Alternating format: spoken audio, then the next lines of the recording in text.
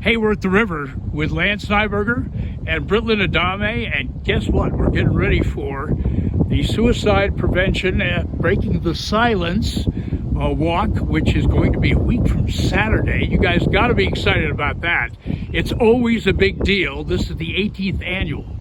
Yes, 18th annual suicide prevention walk happening on September 18th at 3 p.m. here at Crossroads Park. All right, so we're going to get on that trail. I'm going to get behind you here. We're going to actually walk with the wind. We're going to make the wind our friend. This is a walk that is, I think, incredible. It may be the best walk that we do here, but we do a lot of walks. So why important to do this? We get family and friends that have all been affected by suicide, and but it's so hopeful. I think sometimes we think this is just going to be depressing. Why do I want to do this? Because it's an important issue in our community, and we need to talk about it. Am I right? You are absolutely correct. We need to we really need to educate people about suicide and suicide prevention, not only in our community, in the whole U.S.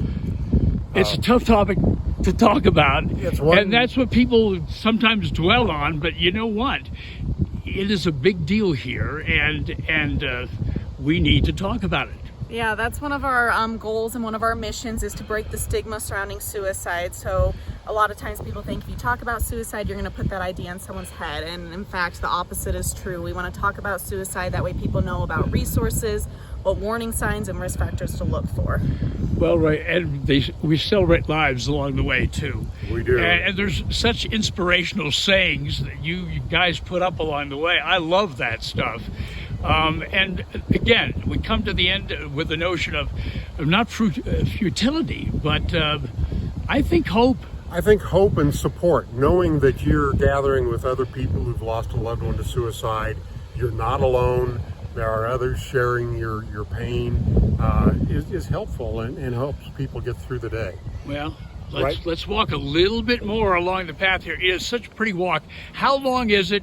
Can people register at the gate here? So yeah, you can just show up the day of. There's no pre-registration required, no registration required at all. Just show up at 3 o'clock and go for a walk. You can go as far as you want, all the way to the soccer fields if you would like, over by the Boys and Girls Club, or just walk a little So ways. if we do the whole thing, it's how long actually?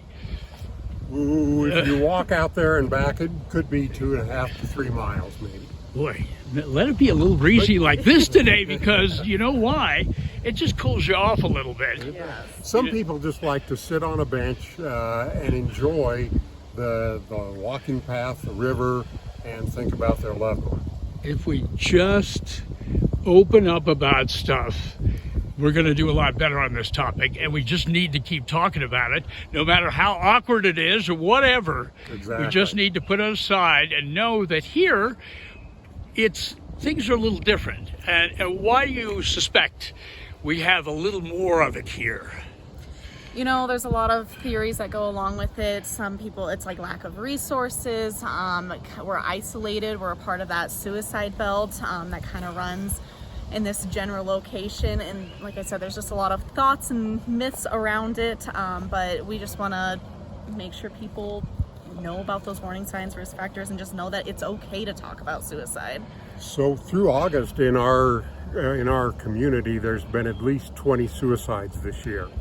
That's an average of about one every 12 days. Yeah, that's rough. Locally. And it's hard. And so we've got a big problem, and we want to address it and let people know we're here to help. Well, it's not just their family and loved ones. We all lose the potential of this person, whoever they could be. You know, there's the person, there's their family, the people they work with, their friends. It affects a lot of people with each death. It's definitely that ripple effect. Right, and young people have to talk about it, and that's one of the reasons why you started at a young age to talk about this. Yeah, and we also try to incorporate into our schools with the Youth Empowerment Council, doing peer-to-peer presentations, really anywhere where we can get into the community and talk about suicide. Open up. If you have a group, talk to We've these folks. got suicide survivor support groups where we are available to help people who have lost somebody to suicide, to talk about it. and to help them through the process. Such important work what you guys are doing. Please come out to the walk, which is a week from Saturday. Trust me, it's more hopeful than it is anything else, and you will feel changed, I think, from it. Yes, but before you come to the walk, check out Hot Rod Hooligans. Right. Hot Rod Hooligans are having a car show up at Gruner Brothers parking lot, Gruner Brothers Same Brewery. day on Saturday, right? Same day. They're going from 10 to 2. They've got beautiful cars up there. This again. You can raise some money for the task force, right, and the things you guys do. And so what Yes. does it support? Well, it supports suicide prevention in our community. And so it's there. It's a memorial car show from a member of their group that they lost to suicide. And they do this every year.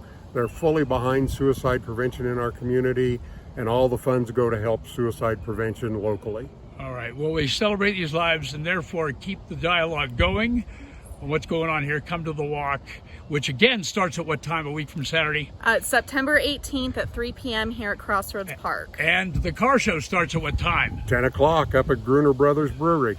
All right. We look forward to seeing you there. Come on, let's walk as we go away. And thanks again for talking with us. Thank you. Thank you for having us.